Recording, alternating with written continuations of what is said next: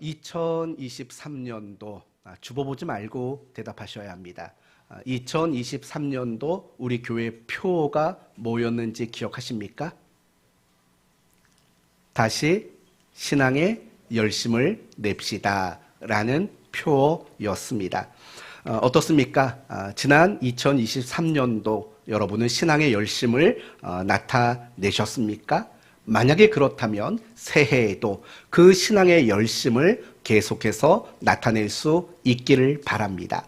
그러나 혹 여러분 가운데 우리 교회 표가 신앙의 열심을 냅시다 였지만 내가 혹 열심을 내지 못했다면 새해에도 다시 한번 다짐하셔서 신앙의 열심을 나타낼 수 있는 여러분이 되셨으면 좋겠습니다. 오늘 우리가 함께 살펴볼 본문의 주인공은 바로 엘리야라는 사람입니다. 그런데 오늘 본문이 소개하는 이 엘리야의 모습이 바로 열심 있는 선지자의 모습으로 우리에게 소개하고 있습니다. 그러므로 이 엘리야의 열심을 통해서 여러분에게도 그와 동일한 열심이 있기를 소원하고 다짐하는 그런 은혜가 저와 여러분 모두에게 임하게 되기를 예수님의 이름으로 축원드립니다. 오늘은 아멘이 좀 나오시네요. 네, 오늘 본문은 아합 왕 그리고 이세벨 여왕에 의해서 위협을 받고 그래서 피해 광야와 호렙산으로 도망친 엘리야를 소개합니다. 그런데 우리가 오늘 본문에서 가장 주목하려고 하는 것은 10절과 14절에 등장하는 표현입니다. 10절 말씀을 보면 그가 대답하되 내가 만군의 하나님 여호와께 열심히 유별하오니 라는 말이 나옵니다. 그리고 14절 말씀으로 넘어가도요. 그가 대답하되 내가 만군의 하나님 여호와께 열심히 유별하오니 라고 이야기를 합니다. 여러분 여기서 말하는 유별하다라는 말은 이런 뜻이죠. 아주 특별하다 또는 남다르다라는 뜻이 있는 겁니다. 그러니 지금 엘리야는 자기 스스로를 뭐라고 말하냐면 하나님 저는 특별한 열심이 있었던 사람입니다. 저는 남들과 남다른 열심이 있는 사람입니다. 라고 고백하고 있는 내용인 겁니다. 맞습니다.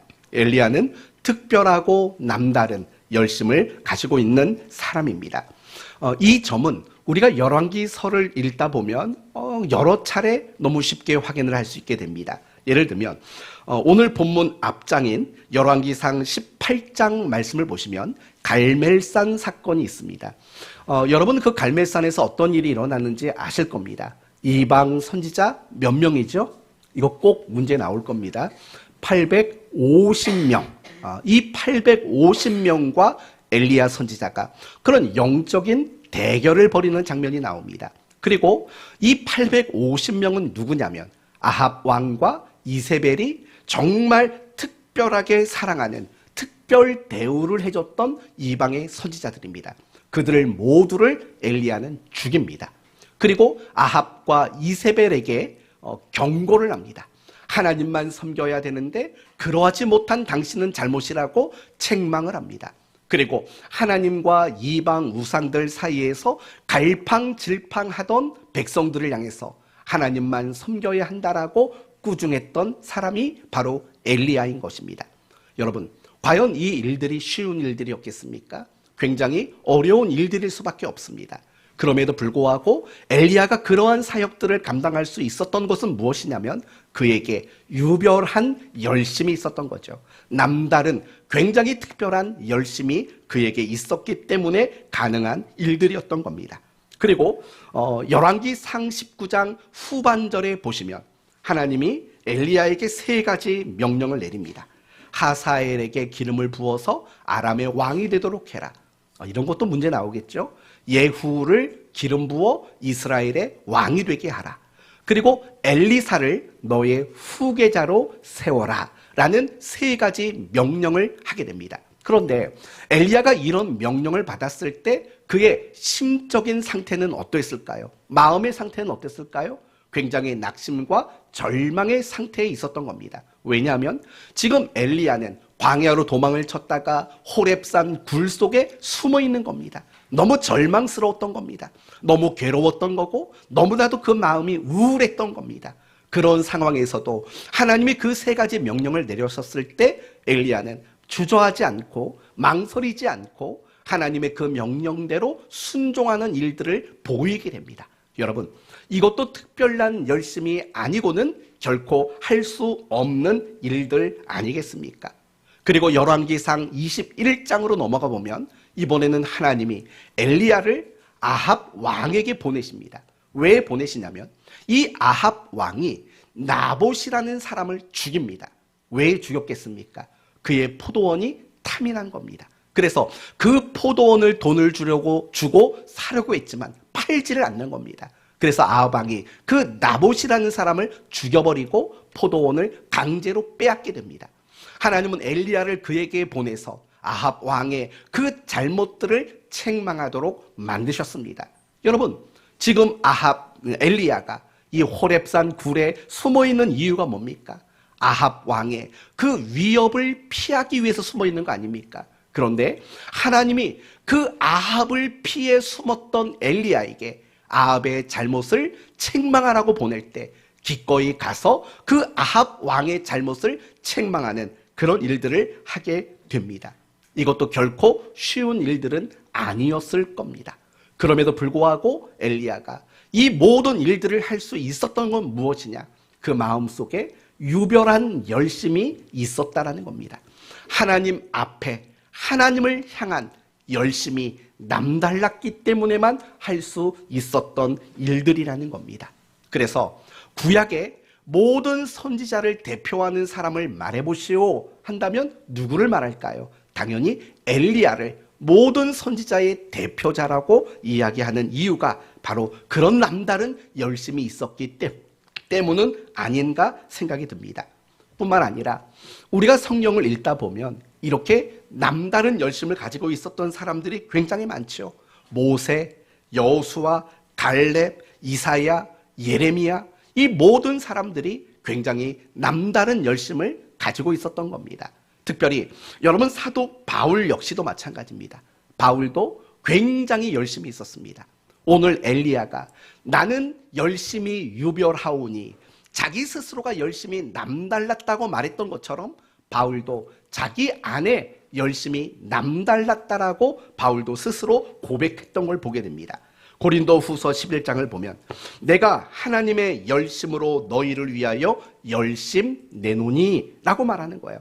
그러니 지금 바울 사도도 자기가 굉장한 열심을 가지고 있다. 누구만큼의 열심이 있다는 겁니까? 하나님의 열심만큼이나 나도 열심이 있다. 바울은 이렇게 말할 정도로 그 열심이 대단히 남다른 열심이었다라는 것을 스스로가 고백하고 말하게 되는 것을 보게 됩니다.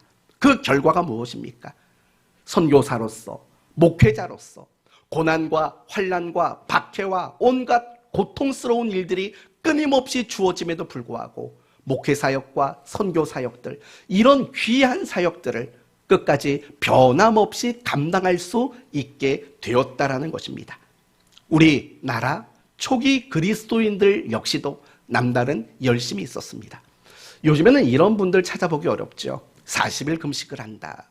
혹시 여러분 주변에 40일 금식하는 분 계십니까? 한 끼씩 말고요.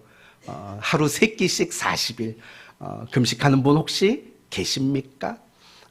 아니면 옛날에는 그런 말이 있죠. 산에 가서 뭐 뽑고 온답니까? 기도하러 산에 갔다가 뭘 뽑아 온다고 그랬죠? 소나무를 뽑아 온다라는 얘기 있었는데 제가 말씀드리겠습니다. 절대 안 뽑힙니다.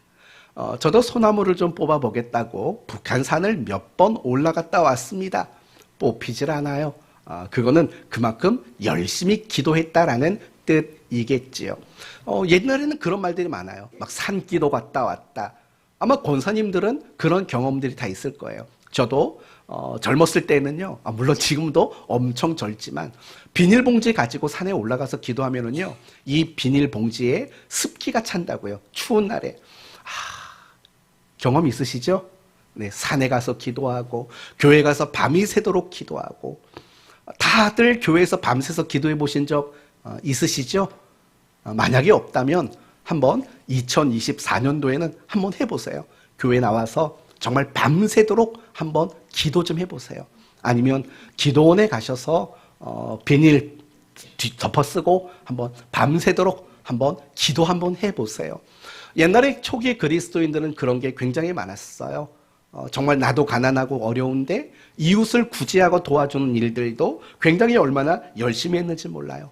복음을 전하는 일, 예수천당 불신지옥 이렇게 복음을 전하는 그 일들도 얼마나 열심히 했는지 몰라요.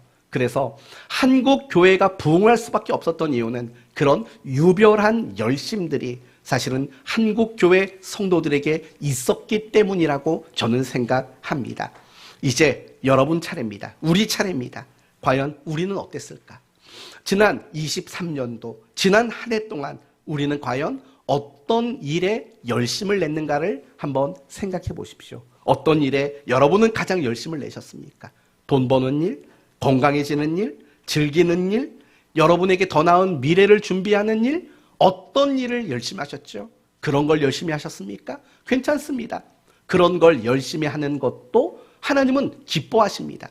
하나님은 우리가 세상을 살아가면서 모든 일에 항상 열심을 내는 것을 하나님은 원하시는 분이시기 때문입니다. 그렇다면 여러분은 지난 한 해 동안 신앙의 열심이라는 건 있었는지 한번 생각해 보십시오.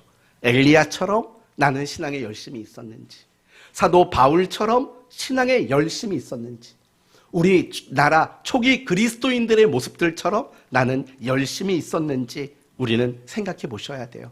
우리가 정말 세상을 살면서 열심히 살아가는 거 잘하신 일입니다. 하나님도 칭찬하실 겁니다. 그러나 그런 열심만 있고 우리가 하나님 일에 대한 열심, 영적인 일에 대한 열심, 우리가 신앙적인 열심에 대한 것들, 이런 것들이 존재하지 않는다면, 그런 열심들이 없이 우리가 살았다면 우리는 지난 한 해를 반성해야 될 것입니다. 그리고 오늘 우리가 2024년도에는 정말 유별한 열심을 가지겠다라고 마음에 소원하는 일들이 분명히 필요할 겁니다. 저는 저를 비롯해서 우리 모든 성도들이 새해에는 유별한 열심을 가진 성도가 됐으면 좋겠습니다. 반대로 말하면 게으르지 않는 성도가 됐으면 바랍니다. 원합니다. 게으름이란 뭡니까? 세상에서는 게으름을 행동이 느리고 움직이거나 일하기를 싫어하는 사람들, 맨날 방바닥에 붙어 사는 사람들, 뭐 그런 사람들만 게으르다라고 말하죠. 하지만 우리가 기독교 안에서 말하는 게으름은 전혀 다른 의미를 가지고 있습니다. 기독교에서 말하는 게으름이란 하나님이 원하시는 그 일에 열심을 내지 않는 것, 그게 바로 우리 기독교가 성경이 말하는 게으름의 내용인 것을 알아야 합니다. 우리가 아무리 분주하고 시간을 쪼개면서 인생을 살아도 얼마든지 그 속에는 게으름이 있을 수 있는 겁니다. 왜냐하면 하나님이 원하시는 일에 대한 열심이 없다면 그게 바로 게으름이기 때문에 그렇습니다. 저는 여러분에게 이런 게으름이 없었으면 좋겠습니다. 정말 신앙의 열심을 내지 못할 정도로 너무 바쁘게 살아가는 것, 그것이 바로 게으름이라는 겁니다.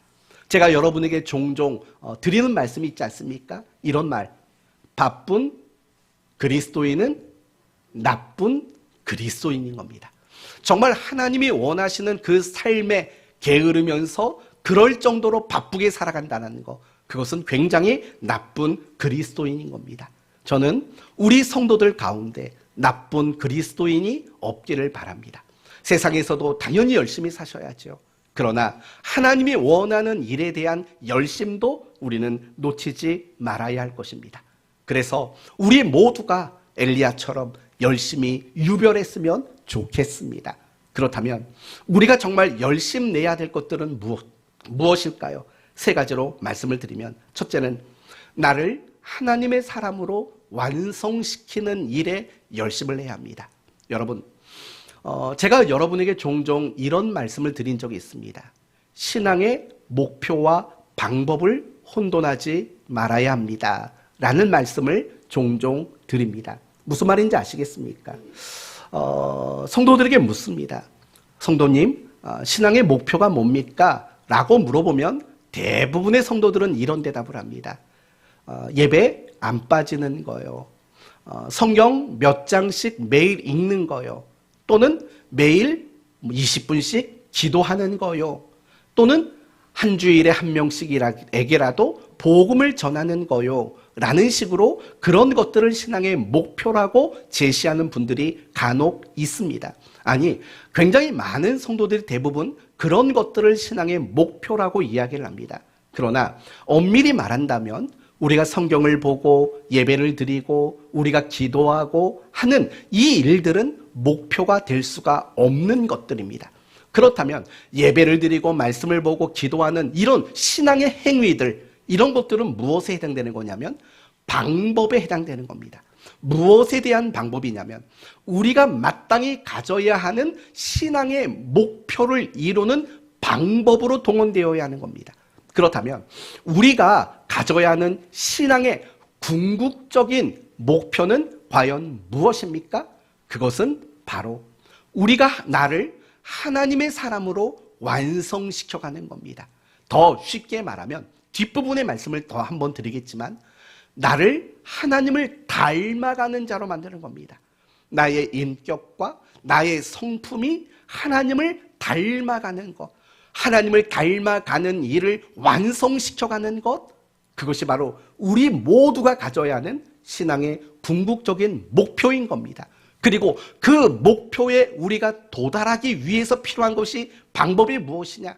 그게 바로 예배고 그것이 말씀 묵상이고 그것이 기도고 훈련이고 하는 이런 것들이 방법으로 동원이 되는 겁니다. 그렇지만 많은 그리스도인들은 이 부분을 혼동하는 겁니다. 방법을 목표라고 생각하는 그리스도인들이 많습니다. 목표가 될 수 없는 것들을 신앙의 목표로 삼는 경우들이 너무나도 많다라는 거예요. 하나님이 우리들에게 가장 원하시는 열심의 내용은 무엇이냐? 바로 이거죠. 나를 하나님의 사람으로 완성하고 나를 더 하나님을 닮아가도록 만드는 그 일에 대해서 열심 내기를 하나님은 그 무엇보다도 우리에게 가장 바라시는 일들이라는 거예요. 왜냐? 창세기 1장 말씀을 보시면 여러분이 잘 아시는 이런 말씀이 나와요.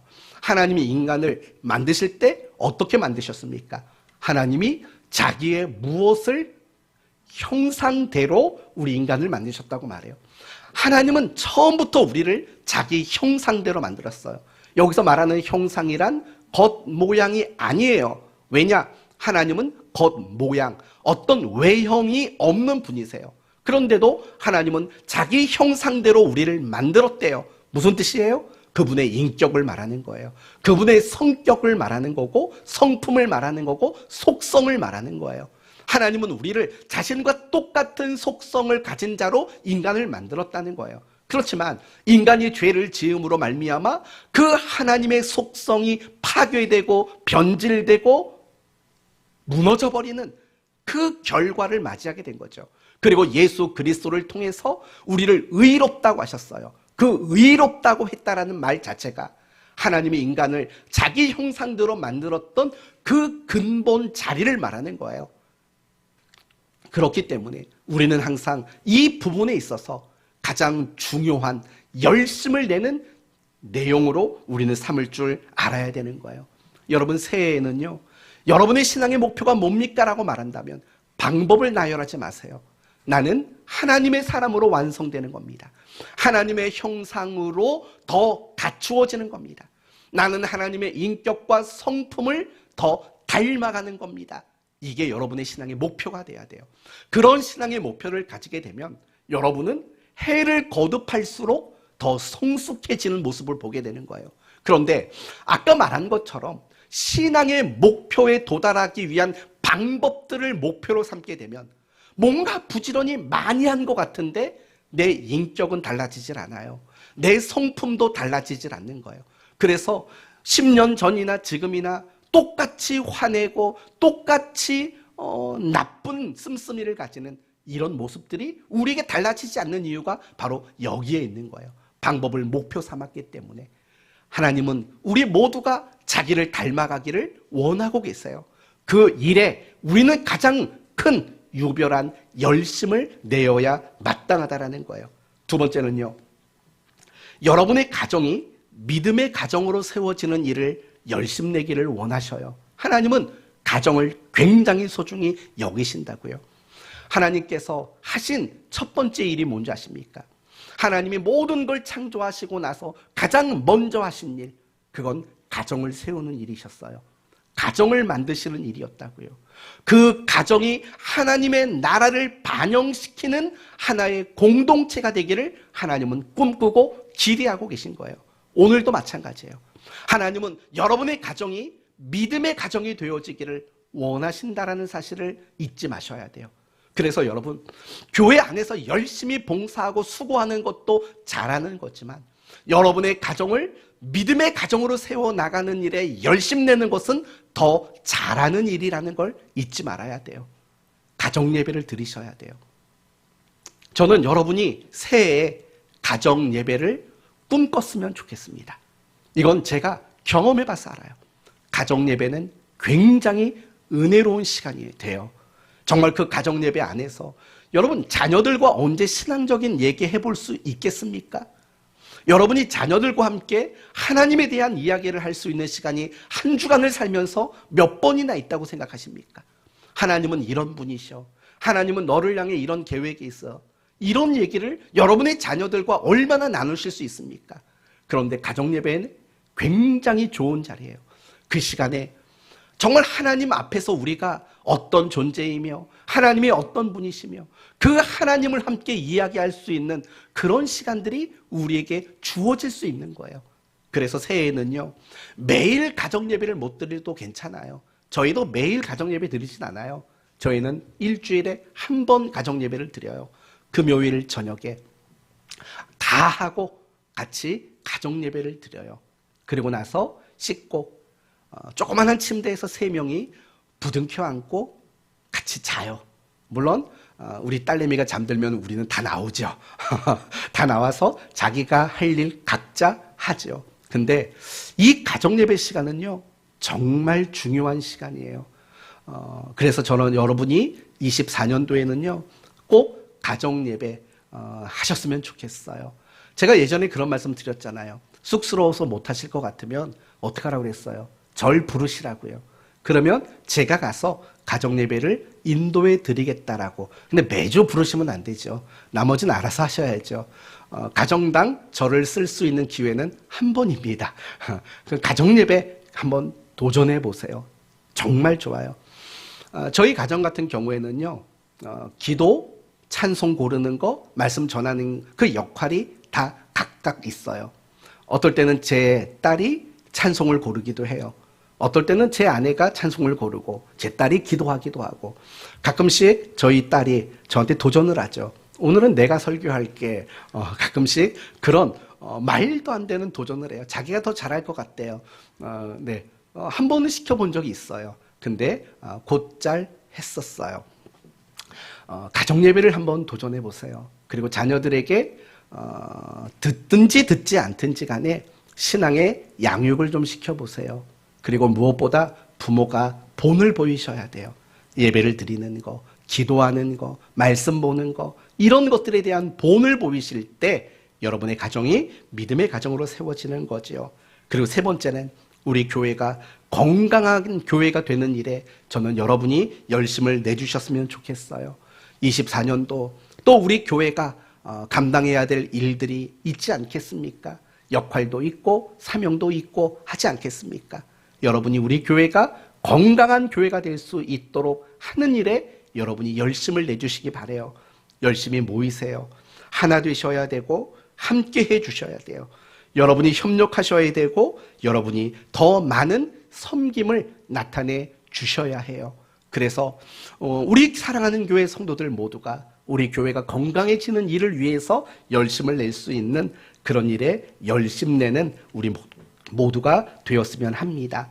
그 밖에도 여러분이 내가 열심을 내야 될 신앙의 모습들은 뭐가 있을까 한번 고민을 해보시기를 바랍니다.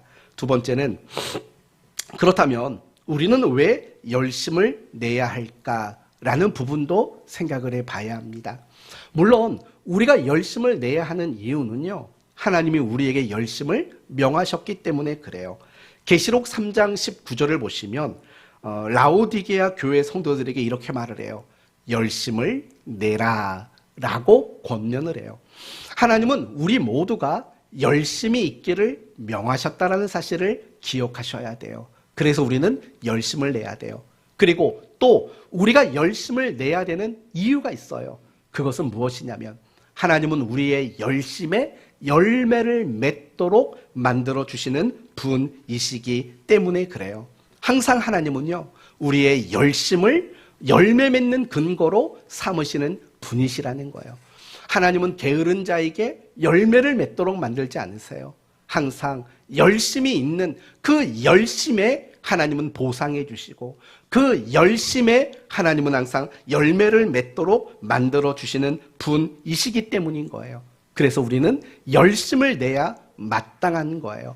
그러나 우리가 열심을 내야 하는 가장 중요한 이유는 이겁니다. 하나님 그분 자신이 열심히 있는 분이시기 때문에 그래요. 열왕기하 19장 말씀을 보면 하나님이 이스라엘을 회복시키겠다라고 약속의 메시지를 주세요. 그러면서 이렇게 말씀하십니다. 남은 자는 예루살렘에서부터 나올 것이요 피하는 자는 시온산에서부터 나오리니 여호와의 열심히 이 일을 이루리라 라고 말해요. 이스라엘을 회복시키는 그 일에 하나님은 열심을 내시겠다라고 말씀해 주셨어요. 또 이사야서 9장 말씀을 보시면 메시아를 이 땅에 보내셔서 인류를 구원하시겠다라고 약속을 주시는 장면이 나와요. 그 장면에서도 이런 말이 나와요. 그 정사와 평강의 더함이 무궁하며 또 다윗의 위에 앉아서 그 나라를 굳게 세우고 지금 이후로 영원토록 공평과 정의로 그것을 보존하실 것이라. 만군의 여호와의 열심히 이를 이루시리라 라고 말한다는 거예요. 메시아를 통해서 하나님의 왕국을 세워가는 그 일에 하나님은 열심을 내실 것이다 라고 말씀하고 있는 거죠. 그리고 아까 말한 대로 바울이 자신의 열심을 이야기할 때 누구의 열심을 빗대어 말했다고요? 하나님의 열심, 이렇게 말했죠. 내가 하나님의 열심으로 너희를 위하여 열심 내노니 하나님은 열심히 있으신 분인 거예요. 하나님은 세상에 대한 어떤 계획만 가지고 계신 분이 아니세요. 그 계획을 이루시는 일에도 하나님은 열심을 동원하시는 분이시라고요. 하나님이 어떤 분이냐? 열심히 있으신 분이에요. 여러분, 제가 굉장히 좋아하고 존경하는 목사님이 계셔요. 박영선 목사님이라고. 지금은 남포교회 원로 목사님이 되셨는데 이분이 쓰셨던 가장 유명한 책이 뭔지 아십니까? 하나님의 열심이라는 책이에요. 그 책의 내용이 뭐냐? 한마디로 말하면 그거예요. 성경이 무엇이냐? 성경은 하나님의 열심에 대한 이야기다 라고 그분은 정의를 내리셨어요. 굉장히 탁월한 말인 거예요. 여러분, 성경은요 하나님의 열심으로 가득 차 있는 거예요. 창세기를 보세요. 아브라함, 이삭, 야곱, 요셉, 이 족장들의 이야기 속에서 드러나는 것은 그들이 뭐 어마어마한 사람들이 됐다더라가 아니에요. 무엇이라고 말하냐면 하나님이 열심으로 일하셨다. 그게 창세기가 말하는 가장 중요한 내용이고 요지가 되는 거예요. 그래서 여러분, 창세기의 첫 번째 메시지가 뭔지 아세요? 창세기 1장 1절 시작. 다시요. 창세기 1장 1절 시작. 태초에 하나님이 천지를 창조하시니라. 여러분, 성경에서 가장 첫 번째 등장하는 구절이 뭔지 아세요? 하나님은 일하셨다예요. 그렇죠? 하나님은 일하셨다라는 거예요. 일하셨다. 오늘 송구 영신 예배 때도 이 말씀이 중요한 이야기로 나오겠지만 하나님은 열심을 가지고 일하시는 분이시라는 거예요. 그게 바로 성경이 말하려고 하는 하나님의 핵심인 거예요. 성경은 하나님의 일하심으로 가득 차 있어요. 하나님의 열심에 대한 이야기로 창세기로부터 계시록에 이르기까지 가득 차 있다라는 거예요. 사랑하는 성도 여러분, 그렇기 때문에 우리는 열심을 내야 되는 거예요. 하나님이 열심 있으신 분이시니까 우리도 열심을 내는 것이 너무나 마땅해요. 왜냐? 우리도 하나님의 형상으로 지음받은 사람들이기 때문인 거예요. 이제 여기서요, 아주 중요한 한 가지를 우리는 점검해 봐야 돼요. 깨달아야 되는 게 있어요. 그게 뭐냐? 신앙의 이유가 뭔가? 우리가 신앙생활을 하는 이유는 과연 뭔가? 예배를 드리는 이유, 큐티를 하는 이유, 기도를 하는 이유, 전도를 하는 이유, 이 모든 것들을 우리가 하는 이유는 과연 무엇인가? 이 부분을 우리는 정말 고민해 봐야 돼요. 칭찬받으려고, 맞아요. 하나님을 기쁘시게 하려고, 그것도 맞아요. 그러나 가장 결정적인 이유는 무엇이냐면 하나님을 닮아가기 위함인 거예요. 이게 바로 신앙생활인 거예요. 신앙생활은 교회의 발을 딛는 게 아니에요. 신앙생활은 결국은 우리가 행하는 모든 신앙의 내용들을 근거로 하나님을 닮아가는 것, 그게 바로 신앙생활인 거예요. 그게 믿음으로 산다라는 말의 뜻인 거예요. 그래서 성경이 하나님이 우리에게 가장 요구하시고 가장 바라시는 것이 무엇이냐? 결국 하나님을 닮아가라는 거예요. 구약의 레위기 11장 45절에 보면 내가 거룩하니 너희도 거룩하라고 말해요. 닮으란 얘기죠. 마태복음 5장 48절에도 이런 말이 나와요. 그러므로 하늘에 계신 너희 아버지의 온전하심과 같이 너희도 온전한 자가 되라 라고 말씀하고 있어요. 에베소서 5장 1절 이하에 그러므로 사랑을 입은 자녀같이 너희는 하나님을 본받는 자가 되라 라고 말을 해요. 그리고 바울 역시도 마찬가지죠. 고린도전서 11장 1절에 내가 그리스도를 본받는 자 된 것 같이 라고 말한다고요. 이것이 결국은 우리의 신앙생활의 가장 중요한 이유인 거예요. 왜냐? 하나님이 우리에게 가장 바라고 가장 기대하는 것이 그분을 닮아가는 거예요. 우리가 하나님의 열심, 그걸 닮아가야 하기 때문에 우리도 날마다 열심을 내는 성도가 될 수밖에 없는 거예요. 신앙이 성장한다? 신앙이 성숙한다?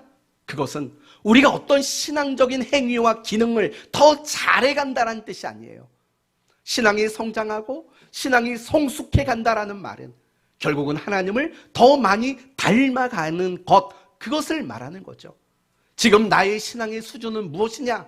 성경을 얼만큼 아느냐가 내 신앙의 수준이 아니라 내 모습 속에 하나님을 얼마나 닮아내고 있는가, 그게 내 신앙의 수준인 거고 내 신앙의 상태라는 거예요. 우리는 이걸 잊어서는 안 되는 거예요. 우리의 신앙의 가장 중요한 본질은 하나님을 닮아가는 거라고요. 그 하나님을 닮아내는 것보다 중요한 것은 우리의 신앙생활 속에 있을 수가 없는 거예요. 전도하라? 왜 전도합니까? 하나님이 사람을 구원하는 일을 하시는 분이시니까. 모든 이유가 그분을 닮아가는 데서 모든 이유를 찾아야 그게 올바른 신앙이고 그것이 건강한 신앙이라고 말할 수 있는 거예요. 사랑하는 성도 여러분, 하나님은 그 열심을 통해서 우리에게 열매를 거두도록 하세요. 하나님은 그 열심을 우리에게 요구하실 때 하나님 스스로가 열심이 있는 분이시기 때문에 우리에게 열심을 내야 한다라고 말씀하고 있는 거예요. 그렇다면 이제 끝으로라고 말하지만 이제 절반쯤 온 겁니다. 너무 일찍 끝날 걸 기대하지 마시고 오늘 오후 예배도 없어요. 식사만 하시고 빨리 집에 가서 낮잠 좀 주무시고 저녁에 10시에 오셔서 1시간 기도하고 11시부터 송구영신 예배 드리시면 됩니다. 우리가 정말 열심을 내기 위해서, 가지기 위해서 필요한 것은 뭘까? 이 부분을 여러분에게 세 가지로 좀 강하게 말씀을 드리려고 합니다. 첫째는 각오와 결단입니다. 각오와 결단. 우리가 열심을 내지 못하는 사실은 가장 첫 번째 이유는 각오와 결단이 없기 때문인 거예요. 다시 한번 말한다면 내가 하나님 앞에서 내가 신앙에 열심을 내겠다라는 각오, 결단, 이런 것들이 내 마음에 세워지지 않기 때문에 열심이라는 게 나타나지 않는 거예요. 성도 여러분 아시죠? 모든 건 뭐가 결정하는 줄 아십니까? 마음이 결정하게 돼요. 예를 들면 이런 거예요. 어떤 밭이 있어요. 그 밭에 콩을 심었어요. 뭐가 자랄까요? 콩이 자라겠죠. 팥을 심었어요. 뭘 자랄까요?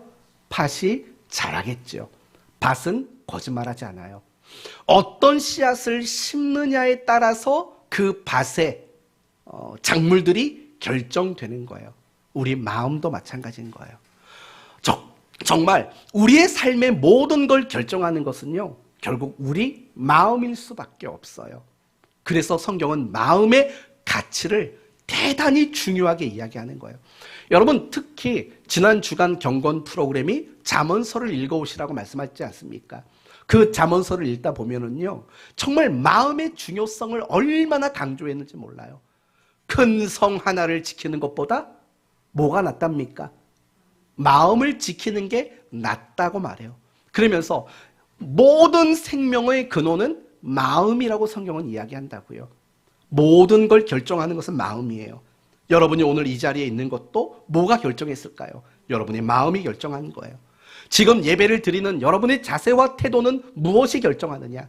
그것도 역시 여러분의 마음이 결정해요. 여러분이 하나님께 감사하며 살아가는 것, 그 감사는 뭐가 결정했을까요? 바로 여러분의 마음이 결정한 거예요. 여러분이 이웃을 사랑하는 그 사랑도 뭐가 결정하냐면 결국 여러분의 마음이 결정할 수밖에 없어요. 여러분의 마음에 무엇을 품느냐에 따라서 그것이 여러분의 삶의 어떤 결과물로 나타날 수밖에 없는 거예요. 밭이 거짓말을 할 수 없듯이 우리의 마음도 거짓말을 할 수 없어요.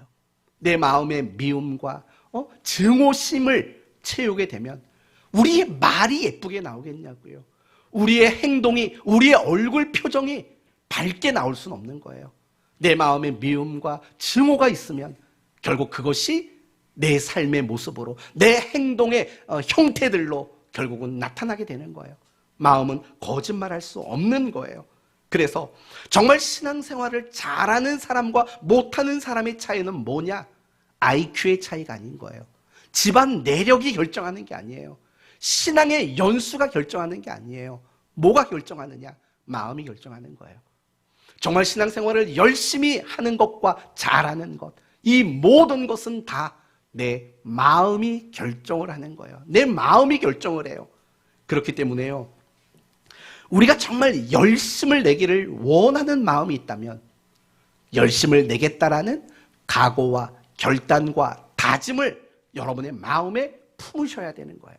그럴 때 우리에게는 열심이라는 것들이 다시금 나타날 수 있다라는 것을 우리는 보게 되는 거예요. 결국은 우리가 열심을 내지 못하는 이유는 열심 내고자 하는 마음을 먹지를 못했기 때문이라는 거예요. 그러므로 성도 여러분, 우리가 새해에 정말 신앙에 열심을 내기를 원하신다면 각오와 다짐, 결단이라는 마음을 여러분이 먼저 품는 것이 중요하다는 것을 잊지 않으셨으면 좋겠어요. 여러분, 지금 이 순간이라도요, 잠깐만이라도 하나님, 제가 2024년도에는 정말 신앙에 열심을 가지겠습니다라는 다짐을 한번 마음에 새겨보셨으면 좋겠습니다. 두 번째는요, 여러분이 열심을 내는 이유가 하나님을 위한 열심이셔야만 해요. 자기를 위한 열심 안 돼요. 내 만족을 위한 열심이면 안 돼요. 왜냐? 그러면 우리는 더 이상 어느 시점에 가서는요, 더 이상 열심을 낼 수 없게 돼요. 왠 줄 아십니까? 우리 인간의 본성이 그래요. 여러분, 인간의 본성은요, 만족이 있을까요, 없을까요? 절대 없어요. 절대 없어요. 미국의 어느 토크쇼에서 그런 얘기가 나왔다죠. 하나님이 범죄한 아담과 하와에게 가죽옷을 해 입혔는데 왜 호주머니는 만들어주지 않으셨을까? 토크쇼에 그런 얘기가 나왔어요. 답은 뭐였던 것 같습니까? 호주머니까지 만들어주면 거기에다가 돈도 좀 넣어주세요라고 인간이 요구할 것을 하나님은 알았기 때문이다. 이렇게 인간의 그 멈추지 않는 끝이 없는 욕망과 본성에 대한 것들을 언급하는 것을 들어본 적이 있어요. 맞아요. 인간은요, 절대로 만족할 수 있는 본성이 없어요. 절대로 없어요. 여러분, 옛날에 못 먹고 못 입고 못 살 때, 여러분 그때와 지금을 비교해 보세요. 얼마나 다 좋아지셨냐고요. 먹고 사는 거 옛날보다 훨씬 나았잖아요. 통장 잔고도 많이 늘었잖아요. 그렇죠? 집 평수도 옛날보다 많이 넓어지셨잖아요. 그런데도 만족이 안 돼요. 만족이 되질 않아요. 인간은 본성은, 죄악된 본성은 만족이라는 게 없어요. 그런데 중요한 게 뭐냐? 내 만족을 위해서 열심을 내면은요, 그 만족이 공급이 되는 순간까지는 우리는 열심히 있을 수 있어요. 그런데 어느 순간에 가서는 내가 열심히 내는 그 일에 만족이 들지 않을 때가 있어요. 그러면 그때부터는 우리의 열심은 파도의 물거품처럼 그냥 사라지고 없어지고 말기 때문에 그래요. 더욱이 우리가 살아가는 현실은 우리에게 항상 만족을 주지를 못해요. 우리가 살아가는 현실 말이에요. 어떨 때는 만족스러운 일이 있어요. 그런데 그 순간보다 만족스럽지 못하고 괴로운 순간들이 우리 인생에는 더 많다라는 거예요. 그러니 우리는 그런 현실을 마주할 때마다, 내가 또는 만족이 없는 순간을 마주할 때마다 결국 우리가 잃어버리는 게 뭐냐? 신앙의 열심, 이걸 또다시 잃어버릴 수밖에 없는 결과를 반복해서 우리는 지금 경험하고 있는 거예요.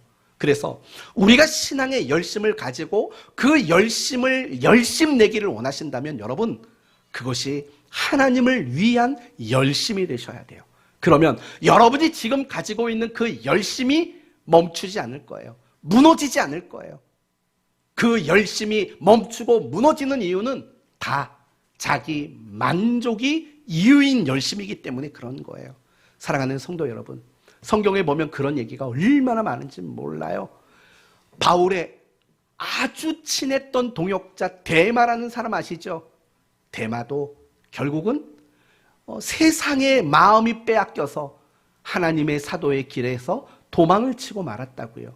더 이상 만족이 없으면 그 열심이 중단되고 멈출 수밖에 없다라는 사실을 우리는 알아야 돼요. 그래서 여러분이 새해에 정말 열심을 내기를 원하신다면 그게 자기 만족의 근거가 되는 열심이 되면 안 돼요. 하나님이 이유가 되는 열심을 우리는 가져야 돼요. 끝으로 분명한 목표를 가져야만 열심을 낼 수 있다라는 것을 알아야 돼요. 우리가 인생을 살면서 목표가 있는 사람과 없는 사람은 천지 차이라는 걸 여러분 아실 겁니다. 신앙생활도 마찬가지인 거예요.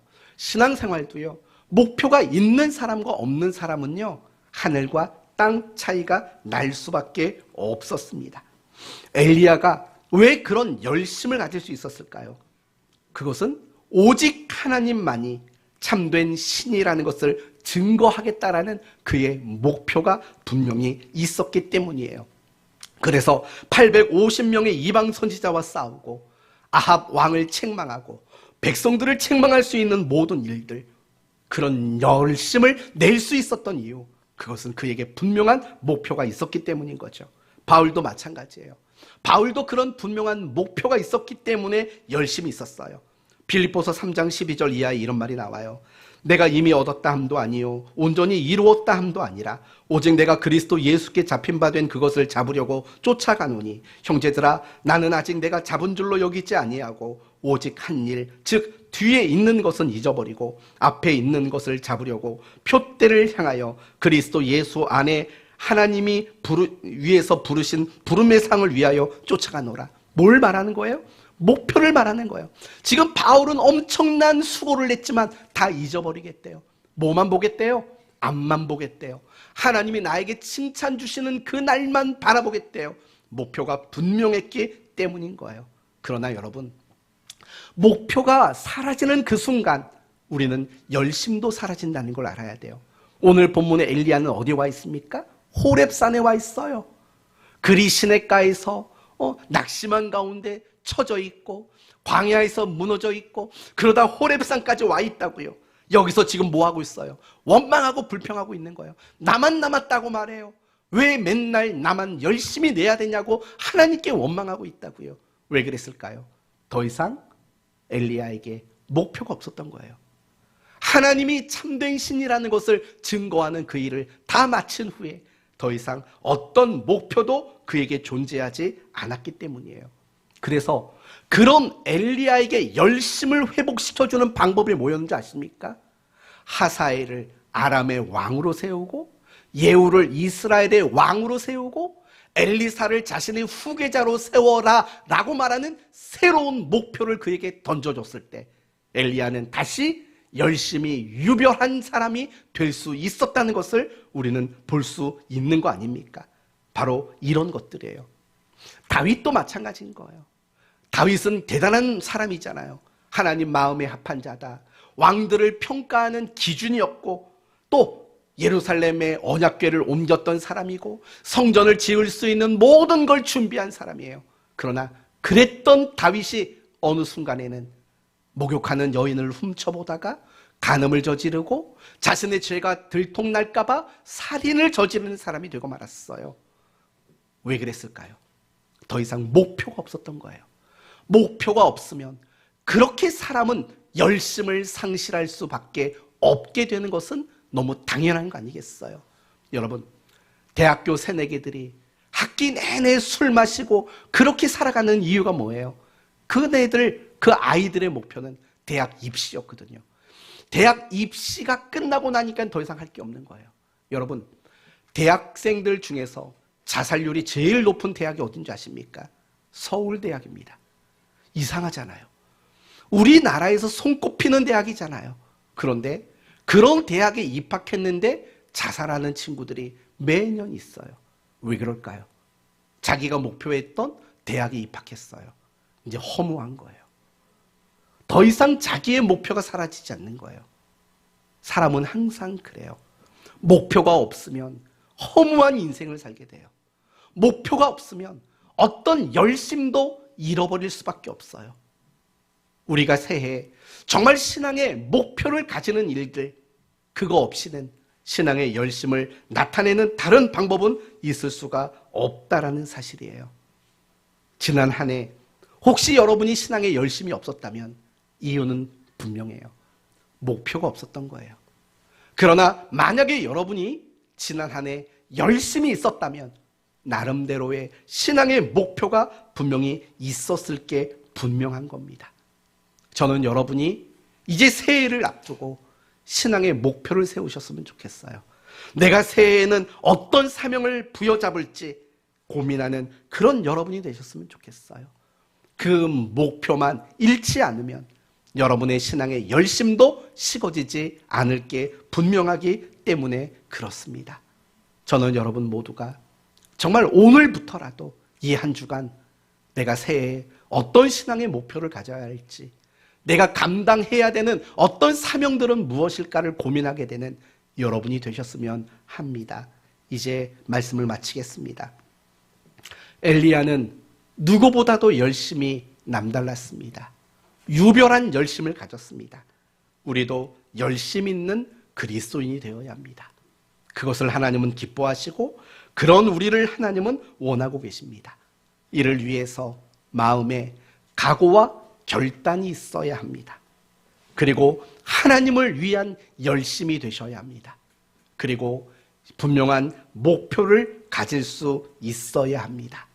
그럴 때 다시금 새해에도 신앙의 열심을 가지게 되는 여러분이 되셔서 그 열심으로 하나님께 칭찬과 상을 받게 되는 여러분 모두가 되시기를 예수 그리스도의 이름으로 축원드립니다. 아멘.